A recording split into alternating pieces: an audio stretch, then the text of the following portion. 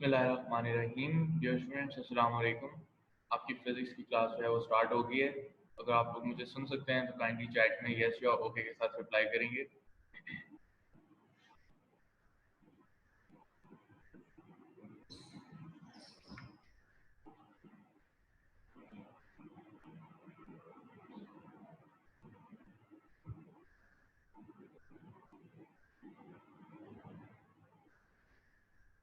All right, आपके exam जो है वो हुए। आई होप के रिजल्ट्स जो है वो आपसे शेयर कर दिए गए होंगे। मैंने पर्सनली आपके फिजिक्स के रिजल्ट्स जो है वो देखे and I would say that I am happy with most of you people. You perform good, लेकिन ज़्यादा अच्छी परफॉर्मेंस जो है वो हो सकती थी। लेकिन फिर भी मुझे अच्छा लगा ये देख के कि एक जो वास्ट मेजॉरिटी थी स्टूडेंट्स की, दे वर डूइंग रियली गुड। उन्होंने उनको सारे कॉन्सेप्ट्स जो अभी तक हमने पढ़े हैं, जो कि इतने ज़्यादा नहीं हैं लेकिन काफ़ी इंपॉर्टेंट कॉन्सेप्ट्स हैं फिजिक्स को अच्छी तरीके से समझने के लिए, उन लोगों को वो कॉन्सेप्ट्स जो है वो बहुत अच्छे तरीके से क्लियर थे और उन्होंने पेपर जो है वो अच्छे तरीके से अटेम्प्ट किया। उनके अच्छे मार्क्स भी आए। पूरे नंबर किसी के नहीं आए हैं आई बिलीव पेपर में। जस्ट कुछ लोगों के 24 नंबर आए हैं। So good for you. Anyways, और जो हमने असाइनमेंट आपको देनी थी रिगार्डिंग सिग्निफिकेंट फिगर्स, वो असाइनमेंट भी हमने पेपर में ही इंक्लूड कर दी थी and you did well on that. So congratulations for your good performance in exams. I'm really proud of you people and I honestly think कि जिन लोगों के अच्छे मार्क्स आए हैं, ये इस बात का सबूत है कि आप अपनी क्लासेस को जो है वो बहुत ध्यान से जो है वो सुनते हैं। इवन दो कि आप मुझे नहीं देख सकते, मैं आपको नहीं देख सकता, हम अपनी अपनी जगहों पर बैठे हैं और रिमोटली जो है वो कम्युनिकेट कर रहे हैं एक दूसरे से, लेकिन it makes me feel good. I am really happy कि आप लोगों ने जो है वो इतने अच्छे तरीके से सारी चीज़ें की और उसके लिए आप जो है वो a pat on the back and congratulations जो है वो डिजर्व करते हैं। तो वंस अगेन मेरी तरफ से आपको जो है वो ढेर सारी कंग्रेचुलेशंस। तो अब हम अपना नेक्स्ट टॉपिक शुरू करने से पहले सारा तो रिव्यू नहीं करेंगे, लेकिन एक हल्का फुल्का सा जो है वो रिव्यू ले लेंगे कि हम लास्ट एग्जाम से पहले जो है वो क्या चीज़ें कर रहे थे। हमने सीखा था कि मैथमेटिकल ऑपरेशंस कैसे परफॉर्म किए जाते हैं विद सिग फिग्स। तो हमने मल्टीप्लिकेशन एंड डिवीजन की एग्जांपल देखी थी और उसमें हमने कहा था कि आपके आंसर के अंदर उतने सिग फिग्स होने चाहिए, कितने सिग फिग्स होने चाहिए जितने आपके डाटा के अंदर least amount of sig figs जो है वो मौजूद है। जैसे यहाँ पे हमारे डाटा में लीस्ट अमाउंट है वो 3 है, तो हमने कहा था कि हमारे आंसर में भी जो है वो 3 सिग फिग्स जो है वो होने चाहिए। इसके साथ हमने कुछ रूल्स पढ़े थे कि नंबर्स को राउंड ऑफ कैसे किया जाएगा। ये रूल्स आप बचपन से पढ़ते आ रहे हैं, एक दफ़ा आपको यहाँ पर भी दिखा दिया गया कि ये रूल्स क्या हैं और एग्जाम में आपकी परफॉर्मेंस देख के मैं इस बात के ऊपर कमेंट कर सकता हूँ कि most of you people know the rules. तो उन रूल्स को अप्लाई करते हुए आप नंबर को जो है वो राउंड ऑफ कर लेते हैं। तो ये था सीन मल्टीप्लिकेशन और डिवीजन का। इसी तरह से फिर हमने देखा कि जब एडिशन और सब्ट्रैक्शन होती है तो क्या होता है। तो उस वक्त हमने कहा था कि जब भी आप दो या दो से ज़्यादा नंबर्स को आपस में ऐड करेंगे तो कितनी सिग्निफिकेंट फिगर्स आंसर में होनी चाहिए। तो यहाँ पे आप बता देंगे, मुझे चैट में बताएंगे कि हमने एक एग्जांपल दी है और हम देखना चाहते हैं कि आंसर में कितनी सिग्निफिकेंट फिगर्स जो है वो आएंगी या कितनी डेसिमल प्लेसेस तक आंसर आएगा। तो यहाँ पे आप जो है वो कॉरस्पॉन्ड कर सकते हैं कि आंसर में कितनी डेसिमल प्लेसेस होनी चाहिए। जी, दो आंसर्स हमारे पास आए हैं।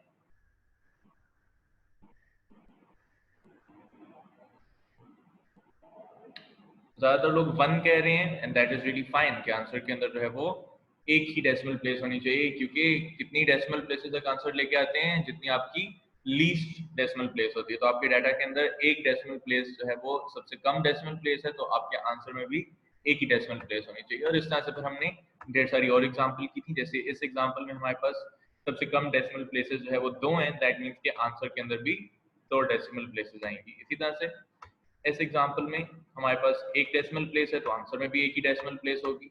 इस एग्जाम्पल में हमारे पास लीस्ट डेसिमल प्लेसेस जो है वो 3 है, तो आंसर में भी जो है वो 3 ही डेसिमल प्लेसेस जो है वो होंगी। और जब आप उतनी डेसिमल प्लेसेस में नंबर को ड्रॉप कर लेते हैं तो फिर उसके बाद क्या होता है कि आप according to the rules of rounding numbers off आप उनको जो है वो राउंड ऑफ कर लेते हैं। तो ये चीज़ें हमने एग्जाम से एक वीक पहले में जो है वो क्लियर की थी।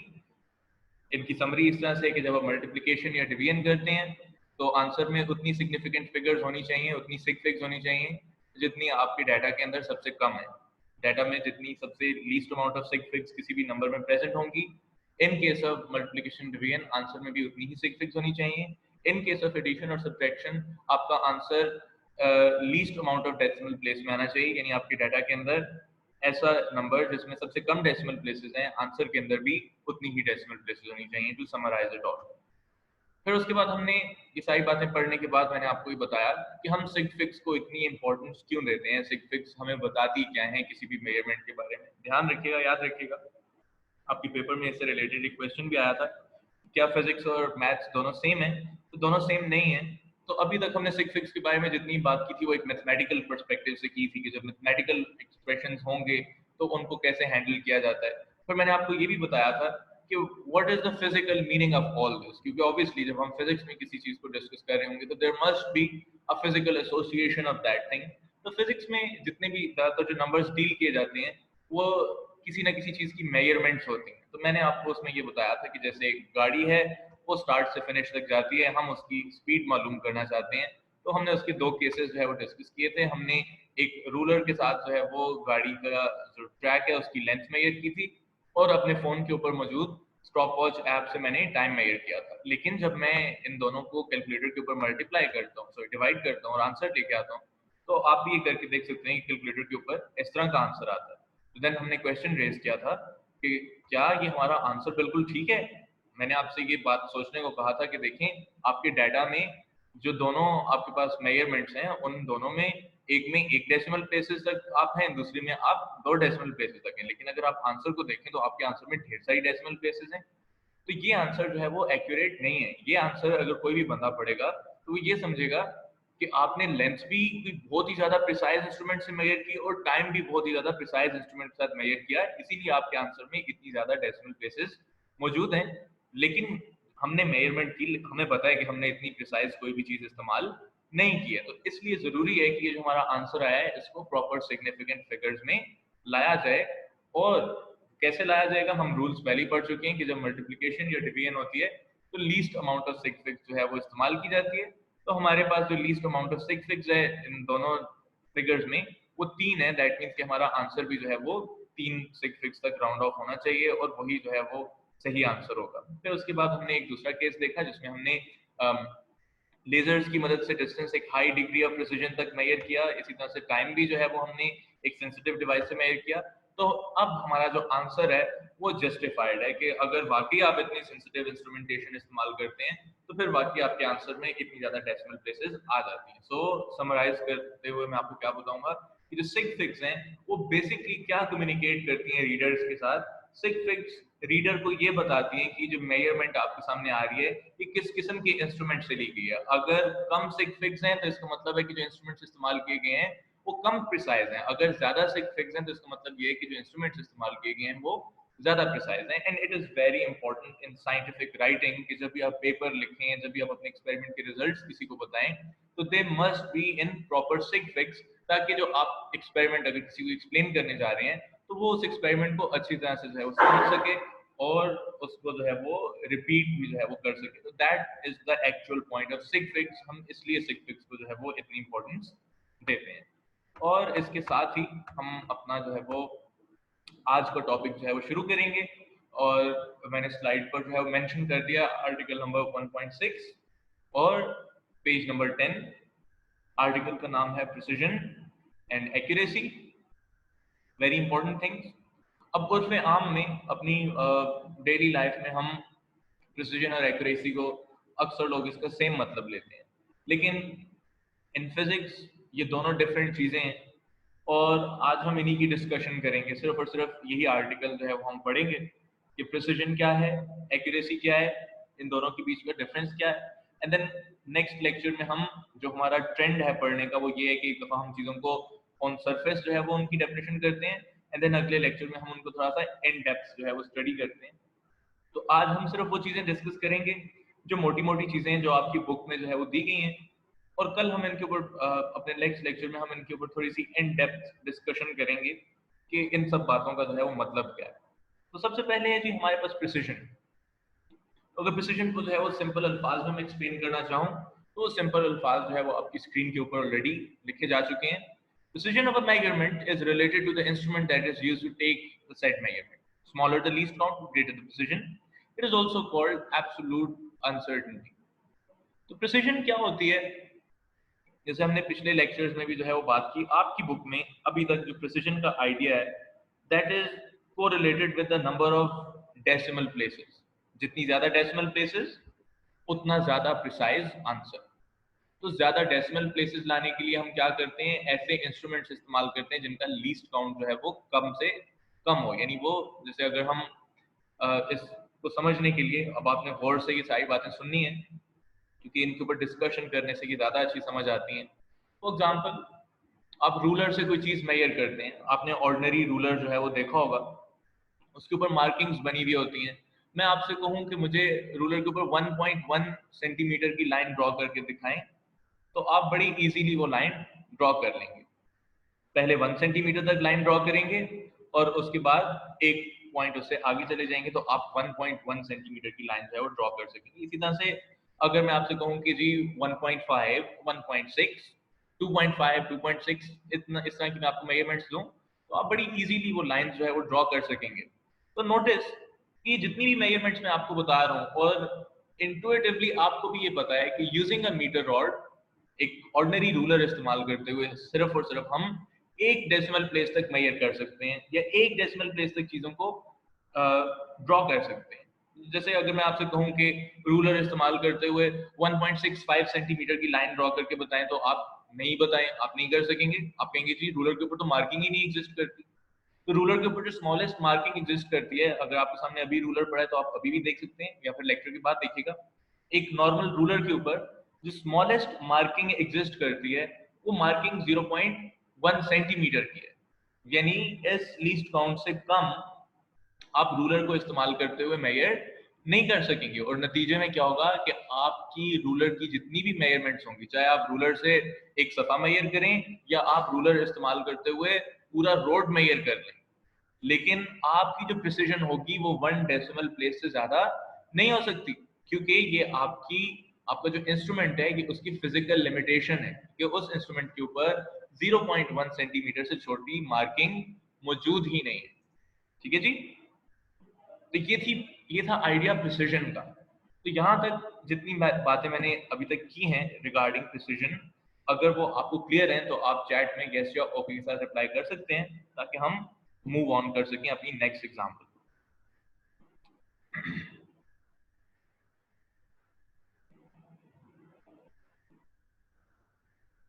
वेरी नाइस, सब लोग बहुत अच्छे रिस्पॉन्सेज आ रहे हैं एंड आई होप कि सच रिस्पॉन्सेज हैं।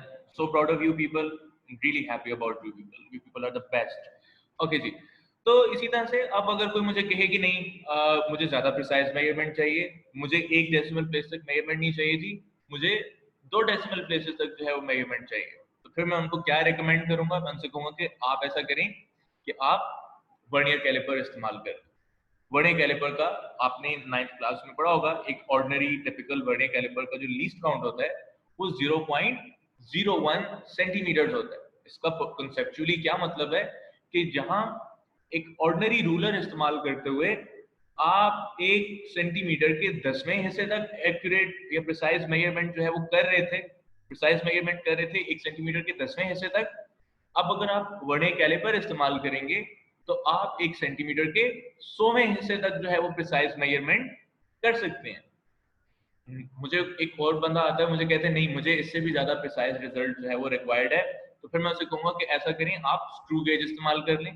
स्क्रू गेज का एक टिपिकल स्क्रू गेज का लीस्ट काउंट 0.001 सेंटीमीटर है। तो जहां पर आप वर्नियर कैलिपर्स इस्तेमाल करते हुए सेंटीमीटर के 100वें हिस्से तक प्रिसाइज मेजरमेंट्स कर रहे थे, वहीं पर आप स्क्रू गेज इस्तेमाल करते हुए सेंटीमीटर के 1000वें हिस्से तक एक प्रिसाइज मेजरमेंट जो है वो कर सकते हैं। तो ये थी कहानी प्रिसिजन की।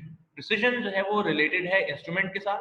आपका इंस्ट्रूमेंट जितना ज्यादा प्रिसाइज होता जाएगा उतनी ही उसका जो लीस्ट काउंट है वो स्मॉलर से स्मॉलर होता जाएगा, यानी आप स्मॉल से स्मॉल चीजें भी जो है वो अच्छे से मेजर कर सकें। जैसे हमने यहाँ पर प्रोग्रेशन देखी कि एक ऑर्डिनरी रूलर 0.1 सेंटीमीटर उसका लीस्ट काउंट है, वर्नियर कैलिपर इस्तेमाल करें तो 0.01 सेंटीमीटर उसका लीस्ट काउंट है, स्क्रू गेज इस्तेमाल करेंगे तो 0.001 उसका जो है वो लीस्ट काउंट होगा, यानी आपकी प्रिसीजन जो है वो बढ़ती जा रही है और लीस्ट काउंट जो है वो स्मॉलर होता जा रहा है। और वही बात जो है वो डेफिनेशन के अंदर लिखी हुई है कि smaller the least count greater the precision.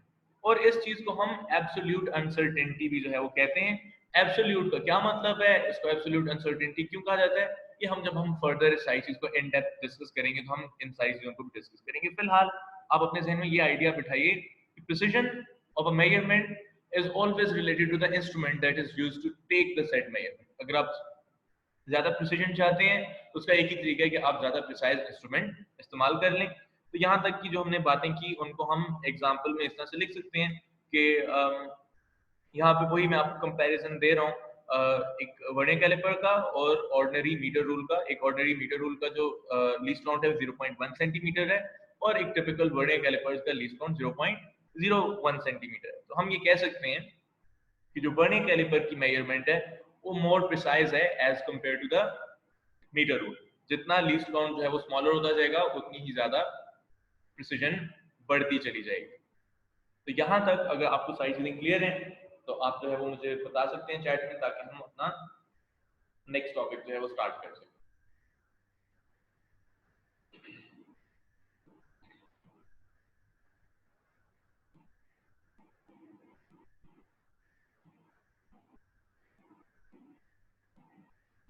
Very good, शाबाश। अब हम देख लेंगे कि एक्यूरेसी क्या होती है। आपकी बुक में ये जो सारी बातें मैंने आप यहाँ पे स्लाइड्स पे लिखी हैं, कि आपकी बुक में पेज नंबर 10 और ऑनवर्ड जो है वो फाइंड की जा सकते हैं। अगर आप बुक रीडिंग करना चाहते हैं तो ये सब बातें आपको वहां पर मिल जाएंगी। तो एक्यूरेसी के बारे में हम देखने लगे हैं। यहाँ पर एक छोटा सा जो है वो टाइपो है, हम उसको अभी जो है वो आई थिंक कि हम दूर नहीं कर सकेंगे। सो यहाँ पे हमने जो है वो क्या लिखा हुआ है, a measurement having less fractional percentage error or uncertainty will be called more accurate। यहाँ पे precise हमने गलती से लिख दिया है, so make sure कि आप इसको जो है वो accurate ही पढ़ें। ये accuracy की definition है according to your book। और ये क्या definition है कि एक ऐसी measurement जिसके अंदर कम fractional या percentage error पाया जाएगा वो ज्यादा accurate होगी। make sure कि आप इसको precise ना पढ़ें, आप इसको accurate पढ़ें। this is the definition of accuracy। इसका क्या मतलब है वो हम आगे आने वाली एग्जांपल में देखेंगे कि फ्रैक्शनल या परसेंटेज एरर या अनसर्टेनिटी बेसिकली होती क्या है। तो देखें, डायरेक्ट हम एग्जांपल्स पे आते हैं, उससे आपको ज्यादा अच्छी समझ आ जाएगी। हमने आपकी स्क्रीन के ऊपर लिखा आ रहा है a measurement recorded using meter rule is equal to 25.5 centimetre. यानी हमने एक ऑर्डिनरी रूलर इस्तेमाल करते हुए किसी चीज की लेंथ मेजर की और वो थी 25.5 सेंटीमीटर।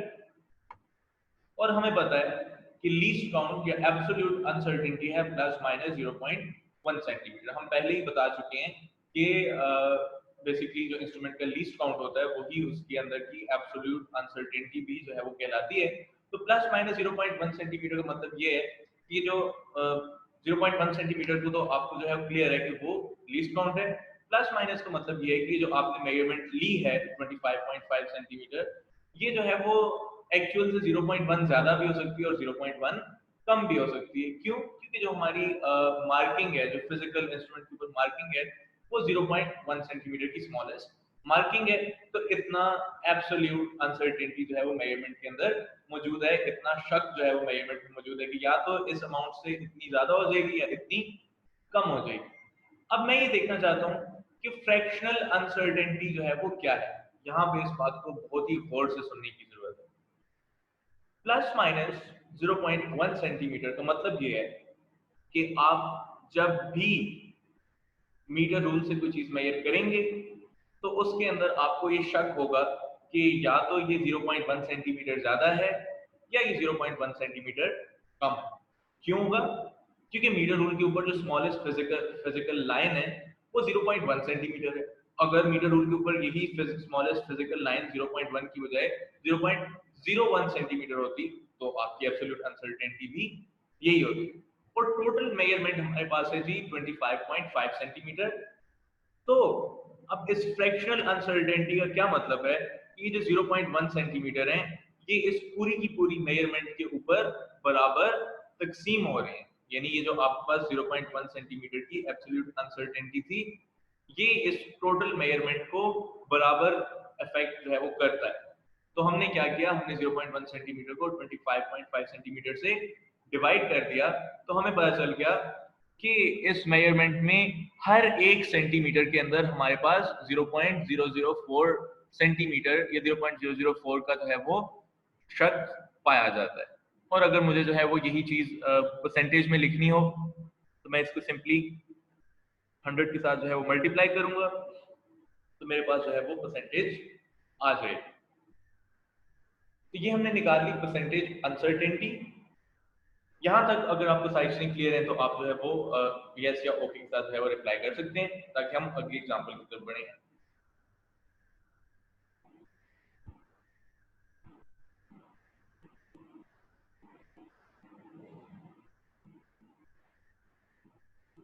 ओके, मैं एंड पर जो है वो एक दफा फिर रिपीट करूंगा सारी चीजों को। मोस्टली लोग जो है वो कह रहे हैं कि उनको समझ आ गई, तो हम अगली एग्जांपल जो है वो देखते हैं। हम कहते हैं वापस अपनी स्क्रीन के ऊपर आ जाइए। हम कहते हैं कि एक और मेजरमेंट है जो हमने बड़े कैलिपर से रिकॉर्ड किया है और वो 0.45 सेंटीमीटर है। हम इसका लीस्ट काउंट लिखेंगे या एब्सोल्यूट अनसर्टेनिटी, और वो क्या है 0.01 सेंटीमीटर, जो कि एक बड़े कैलिपर का लीस्ट काउंट है। फ्रैक्शनल अनसर्टेनिटी निकालनी होगी तो हम क्या करेंगे, जो एब्सोल्यूट अनसर्टेनिटी होगी उसको अपनी टोटल मेजरमेंट के साथ डिवाइड करेंगे। इस स्टेप का अगेन मैं आपको इसको कंसेप्चुअली अंडरस्टैंड करने की कोशिश कीजिएगा कि जो भी आपकी एब्सोल्यूट अनसर्टेनिटी है वो आपकी तमाम मेजरमेंट के ऊपर बराबर तकसीम होती है। जैसे हमने यहाँ पे हमने कहा कि हमारी जो एब्सोल्यूट अनसर्टेनिटी है वो 0.01 सेंटीमीटर है, लेकिन जो मेजरमेंट है वो 0.45 सेंटीमीटर है। तो फ्रैक्शनल अनसर्टेनिटी जब हम निकालते हैं तो हम कहते हैं कि हमारी मेजरमेंट के किस कि जो हमारी एब्सोल्यूट अनसर्टेनिटी है वो हमारी टोटल मेजरमेंट को कितना इम्पैक्ट जो है वो डाल रही है। तो हम क्या करते हैं कि जो हमारी एब्सोल्यूट अनसर्टेनिटी होती है उसके इसके साथ डिवाइड कर देते हैं अपनी मेजरमेंट। तो जैसे मैंने 0.01 डिवाइड बाय 0.45 लिखा है। आपको मे भी किसी ने बताया हो, मे भी आपको ना पता हो कि जब आप नंबर्स को डिवाइड करते हैं तो आप, जैसे मैं 0.01 को 0.01 डिवाइड बाय 0.45 कर रहा हूँ, तो मैं बेसिकली क्या कर रहा हूँ, इसको इतने इक्वल हिस्सों में तकसीम कर रहा हूँ, तो मेरे पास आंसर आ जाता है 0.2। और अगर मैं इसी की परसेंटेज निकालना चाहूँ तो मेरे पास 2% जो है वो एरर आ जाता है कि जो मेरी एब्सोल्यूट अनसर्टेनिटी है वो मेरी मेजरमेंट को 2% जो है वो इम्पैक्ट कर रही है, यानी मेरी मेजरमेंट के अंदर 2% शक पैदा कर रही है। तो अब हम इन सारी बातों को अपनी डेफिनेशंस के साथ अलाइन करके देखते हैं। तो सबसे पहले देखें, अब आपकी स्लाइड के ऊपर जो है वो प्रिसीजन में एक पार्ट जो है वो हमने रेड अंडरलाइन कर दिया है, smaller the least count greater the precision. तो अगर हम यहाँ पर देखें मीटर रूल वाली मेजरमेंट में 0.1 सेंटीमीटर भी अब हमने रेड अंडरलाइन किया है। तो एक हमारे पास ये लीस्ट काउंट है, और देखें कि हमारे पास जो परसेंटेज अनसर्टेनिटी है वो 0.4% है। इसी तरह से अगर आप एक्यूरेसी वाले डेफिनेशन में देखें तो एक्यूरेसी का मतलब क्या है कि लेस परसेंटेज एरर होगा तो मेजरमेंट ज्यादा एक्यूरेट होगी। तो क्या यहाँ पे आप देखें कि आपका जो परसेंटेज एरर है वो एक्चुअली कम है, जबकि आपका लीस्ट काउंट जो है वो as compare to vernier calliper इतना ज्यादा कम नहीं है। तो फिर मैं इसके बारे में कह सकता हूँ कि जो मेरी मेजरमेंट है वो इतनी ज्यादा प्रिसाइज तो नहीं है, लेकिन वो मोर एक्यूरेट है, क्योंकि उसके अंदर जो परसेंटेज अनसर्टेनिटी या फ्रैक्शनल एरर है वो कम है। अब अगर हम नेक्स्ट मेजरमेंट को देखें तो उसके अंदर देखें हमारे पास स्मॉलर लीस्ट काउंट है, दैट मीन्स कि मेजरमेंट ज्यादा प्रिसाइज है, लेकिन अगर आप जो है वो परसेंटेज अनसर्टेनिटी को देखते हैं तो वो ज्यादा है। तो मैं ये कह सकता हूँ कि मेरी मेजरमेंट ज्यादा प्रिसाइज है लेकिन उतनी ज्यादा एक्यूरेट नहीं है। तो in real life physics in laboratories, all we do, हम हमेशा ये चाहते हैं कि प्रिसिजन और एक्यूरेसी के बीच में एक अच्छा हेल्दी कॉम्प्रोमाइज जो है वो हो जाए। ना तो हम चाहते हैं कि हमारी मेजरमेंट जो है वो लेस प्रिसाइज हो और ढेर सारी एक्यूरेसी दे दे, और ना ही हम ये चाहते हैं कि हमारी मेजरमेंट जो है वो ज्यादा प्रिसाइज हो लेकिन इतनी ज्यादा जो है वो एक्यूरेट ना हो। तो हम इन सबको मैनेज करना चाहते हैं कि किसी ना किसी तरह से हमारी मेजरमेंट मैक्सिमम एक्यूरेट हो और मैक्सिमम जो है वो प्रिसाइज हो। तो मैं इस सारी चीज को जो है वो समराइज करता हूँ आज की डिस्कशन को आपके लिए। अगर आपको इतनी ज्यादा चीजें क्लियर नहीं है, कोई इशू नहीं है, नेक्स्ट क्लास में हम इनको इन डेप्थ जो है वो स्टडी करेंगे। फिलहाल हमने सिर्फ वो चीजें डिस्कस की जो आपकी बुक के अंदर जो है वो मौजूद हैं, and they are not necessarily very up to date and not necessarily very easy to understand as well. तो इसलिए हम नेक्स्ट लेक्चर में इस सारे कॉन्सेप्ट को थोड़ा और डिटेल में जो है स्टडी करेंगे। आज हमने सिर्फ मोटी मोटी ऑन द सरफेस बातें कर ली कि प्रिसिजन का मतलब बेसिकली ये होता है कि आपकी जो मेजरमेंट है उसकी जो एब्सोल्यूट अनसर्टेनिटी होती है वो नंबर जो है वो लीस्ट काउंट कहलाता है, और जितना लीस्ट काउंट आपका स्मॉलर होता जाएगा उतनी ही प्रिसिजन आपकी ज्यादा होती जाएगी, और ये टोटली इंस्ट्रूमेंट के ऊपर डिपेंड करती है कि मेजरमेंट की प्रिसिजन क्या है। इसी तरह से एक्यूरेसी के बारे में हमने बात की, हमने कहा कि जिस मेजरमेंट के अंदर फ्रैक्शनल या परसेंटेज एरर कम होगा उतनी ही ज्यादा वो जो है वो एक्यूरेट होगी। और फिर उसके बाद हमने एग्जांपल में ये बात डिस्कस की कि लाजमी नहीं है कि कोई मेजरमेंट अगर बहुत ज्यादा प्रिसाइज है तो वो बहुत ही ज्यादा एक्यूरेट भी हो, एंड वाइस वर्सा, यानी अगर वो बहुत ज्यादा एक्यूरेट है तो वो बहुत ही ज्यादा प्रिसाइज भी हो। हम हमेशा ये कोशिश करते हैं कि चीजें मैक्सिमाइज हों, लेकिन हर सिचुएशन में ये चीज पॉसिबल नहीं हो सकती है। हमारे पास एक क्वेश्चन है कि जी एक्यूरेसी आप रिपीट कर दें। एक्यूरेसी का मतलब ये है कि आपकी जो मेजरमेंट है उसके अंदर लेस फ्रैक्शनल या परसेंटेज एरर हो। जितना फ्रैक्शनल या परसेंटेज एरर कम होगा उतनी ही ज्यादा मेजरमेंट एक्यूरेट होगी। और मैंने आपको एग्जांपल्स के जरिए बता भी दिया कि फ्रैक्शनल अनसर्टेनिटी या परसेंटेज अनसर्टेनिटी कैसे फाइंड की जाती है। आज की जो ज्यादा बातें थी वो मैथमेटिकल इन नेचर थी। नेक्स्ट लेक्चर में जो है वो हम ऑब्वियसली इनको एक ज्यादा कंसेप्चुअल नजर से जो है वो देखेंगे। तो that was today's lecture, and I hope कि आपको जो है वो चीजें क्लियर हो गई होंगी। मैंने एक दफा सारी बात रिपीट भी जो है वो कर दी है। अब अगर आपके पास जो है वो कुछ क्वेश्चंस हैं या आप कोई भी क्वेश्चन पूछना चाहते हैं तो आप जो है वो कर सकते हैं।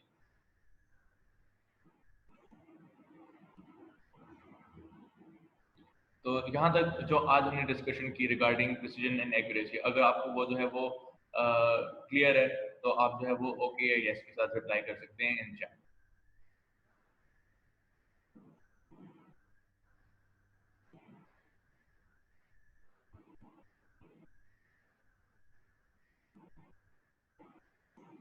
चलें जी, मोस्टली लोग जो है वो यस बोल रहे हैं। आई होप कि आप सच में जो है वो यस बोलते हो, आपको वाकई जो है वो चीज़ें क्लियर होती हों। It does not matter syllabus का हमारे पास एक आया है कि हम सिलेबस में बहुत पीछे हैं।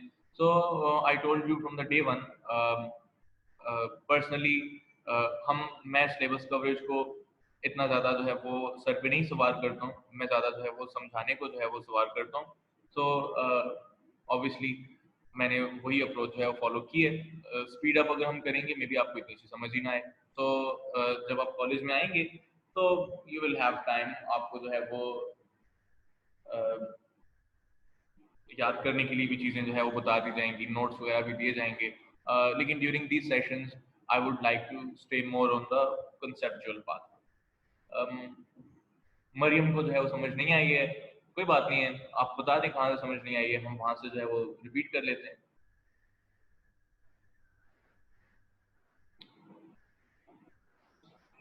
मरियम,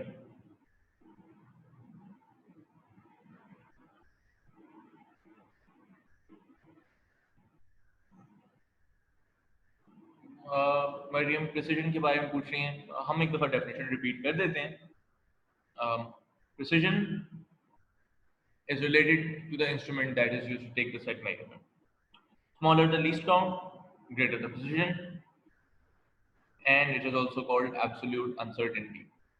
Uncertainty का लफ्जी मतलब होता है जी गैर यकीनियत, शक, इब्हाम।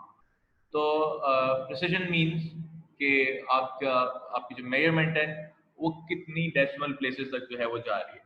जितनी ज़्यादा उसके अंदर डेसिमल प्लेसेस होंगी उतनी ही वो मेजरमेंट ज़्यादा प्रिसाइज जो है वो समझी जाएगी। और अगेन अब डेसिमल प्लेसेस की बात हो ही गई है तो ये किससे रिलेटेड है? ये रिलेटेड है आपके इंस्ट्रूमेंट से, डायरेक्टली इंस्ट्रूमेंट से रिलेटेड है। मैंने आपको पहली एग्जांपल ये दी कि अगर आप मीटर रूल से मेजर करते हैं तो आप एक डेसिमल प्लेस से ज़्यादा मेजरमेंट नहीं कर सकेंगे, लेकिन अगर आप बड़े कैलिपर से मेजर करते हैं तो आप 2 डेसिमल प्लेसेस तक मेजर कर सकेंगे। अगर आप स्क्रू गेज से मेजर करते हैं तो आप 3 डेसिमल प्लेसेस तक मेजरमेंट जो है वो लेके जा सकेंगे। अगर आप मजीद सेंसिटिव इंस्ट्रूमेंट्स लेके आते हैं, अगर आप अपनी मेजरमेंट के अंदर जो है वो कंप्यूटर्स को इन्वॉल्व करते हैं, तो आप जो है वो ज़्यादा ज़्यादा से ज़्यादा प्रिसीजन जो है वो लेके आ सकेंगे. So that is the short version of precision. I hope कि जो है वो आपको समझ आ गई होगी. और एक स्टूडेंट हमसे पूछ रहे हैं कॉलेज जो है वो 15 सितंबर से ओपन होंगे. सो जस्ट प्रे कि वो 15 सितंबर से ओपन हो जाएं. हम वही करेंगे जो गवर्नमेंट जो है वो गाइड करेगी जिस तरह से. तो अभी तक तो ऐसे ही है कि 15 से ओपन होने हैं, तो लेट्स होप कि 15 से जो है वो कॉलेज ओपन हो जाए. जब आप कॉलेज में आएंगे तो ये जो सारी चीज़ें हमने आपको पढ़ाई हैं, आपकी टीचर जो है वो इनको एक ज़्यादा एग्जाम पॉइंट ऑफ व्यू से भी जो है वो आपको एक्सप्लेन कर देंगे, और कंसेप्चुअल पॉइंट ऑफ व्यू से हमने जो है वो आपको एक्सप्लेन कर दिया है. होप कि जो है वो आपको अच्छे से समझ जो है वो आ गई हो. और हमने आज पेज नंबर भी मेंशन कर दिया और आर्टिकल भी जो है वो मेंशन कर दिया. अगर आप उसको वहां पर जाके पढ़ें, इस आर्टिकल के बिल्कुल एंड के ऊपर जो है वो एक बॉक्स बना हुआ है, उसके अंदर जो है वो प्रिसीजन और एक्यूरेसी की जो है वो डेफिनेशन भी लिखी हुई है. और आज की जितनी बातें हमने की वो आर्टिकल नंबर 1.6 में से ही जो है वो मौजूद है. So that's it for today. I hope कि आप लोगों को जो है वो समझ आ गई होगी. इंशाल्लाह अब हम नेक्स्ट क्लास में जो है वो इन सारी चीज़ों को कवर करेंगे. एक दफ़ा मैं फिर से रिवाइज करवा दूंगा आपके लिए. तो दैट्स इट. रिजल्ट के बारे में मुझे नहीं पता कि मैट्रिक का रिजल्ट कब आएगा. You have to ask somebody else. Anyways, see you इंशाल्लाह नेक्स्ट वीक. ख्याल रखिएगा. खुदा हाफिज. बुक मैं अपलोड कर दूंगा जी, अगर मुझे PDF में मिल जाती है. खुदा हाफिज. सी यू लेटर.